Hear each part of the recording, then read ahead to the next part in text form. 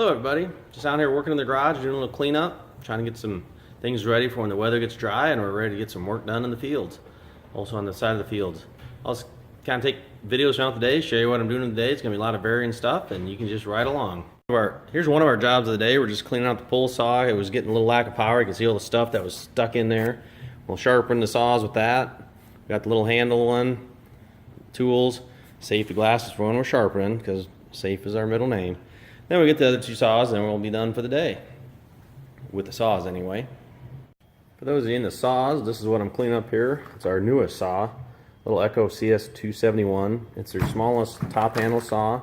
I don't know if any of you have used a top handle saw. Some people will call them a one-handed chainsaw, but if you ask OSHA, there's no such thing as a one-handed chainsaw because that's how you get hurt. But we're just cleaning it up, cleaning up the brake. This is the brake. Make sure it's clean and it functions. This one does and it functions well. I like the saw. I know 20 years ago when I was getting out of college and having to work a little bit more at my job, I worked a second job in landscaping and tree removal and we used old steel. I've gone to Echo just because I use them at the farm. I like them. If I was a professional, I'd probably get the next bigger saw, top handle, if I needed a top handle. I like this saw for what I'm doing. I just use it in brush when it's a little bit hard to handle with a two-handle saw and you're in the brush. This one has a 12-inch bar. Like I said, professionally I'd use the next bigger one, but keep the 12-inch bar because I like the extra power. But it's been a good saw. I like running it, and we'll just keep cleaning it up and getting ready for next time it's dry enough to go out there and not walk through the mud. All right, back to saws. This is I'd call it my medium saw, my small two-handle saw. It is a saw that gets oldly abused. We carry it when we do fences, it gets stuck in the ground. You name it, this saw it's done to it. Just look, we've been sharpening these ourselves a little bit. If you want to look at the difference, how long those teeth are, this chain started out the same thing. We've sharpened the one nearer one time. This one we've sharpened a lot, and you can see that it really needs to be replaced.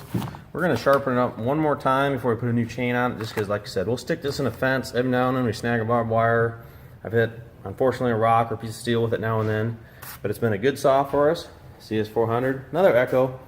I like them, price point's right, and they've been very good and start well for me.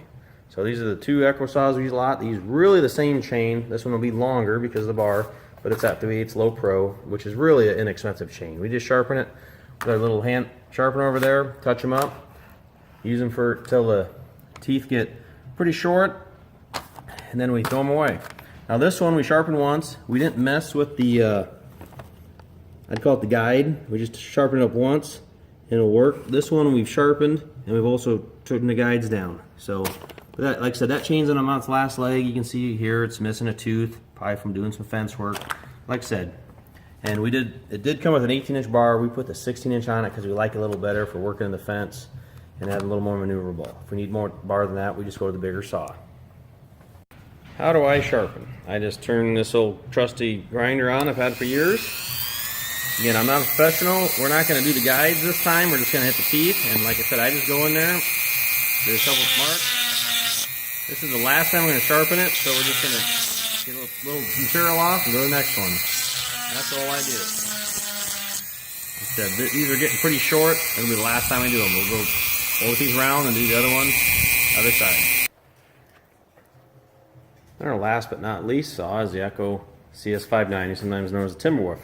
Really like this saw, enjoy it a lot. Good power, good balance, a 20-inch bar. You can see it's getting a little loose. This one's still sharp. We'll touch it up just a hair, and then we're going to flip the bar. Just you can see the Timberwolf is already worn off. We're going to flip it just to keep the tip wearing at the same time. Enjoy this saw, and then people are going to ask, well, why don't you always use that saw if you like it so much? Well, as I've gotten older, I just can't carry as much. You get more power, you get heavier. Like I said, I would use this saw more, but I just can't carry it all day. When I'm in the forest cleaning up fence rows, cleaning up trees that are leaning over the fields. Like I said, we're going to clean it up. We'll have to use a bigger burr on this one. You see this one takes a bigger grinding wheel to clean up because it's got bigger teeth. So like I said, we'll get this cleaned up, clean out the inside case because I haven't done that in a while, and just take an overall look at the saw and go from there. The nice thing about these bigger saws as well, when you're cleaning them up, you can see there's a tiny little line there. So if you hold your grinder wheel at the same line, you know you're in the proper position. The little saws, littler chains don't have that. This, like I said, this has been a good saw. This one's actually pretty sharp. We're just going to touch it up just a hair and then clean it up and get ready to go.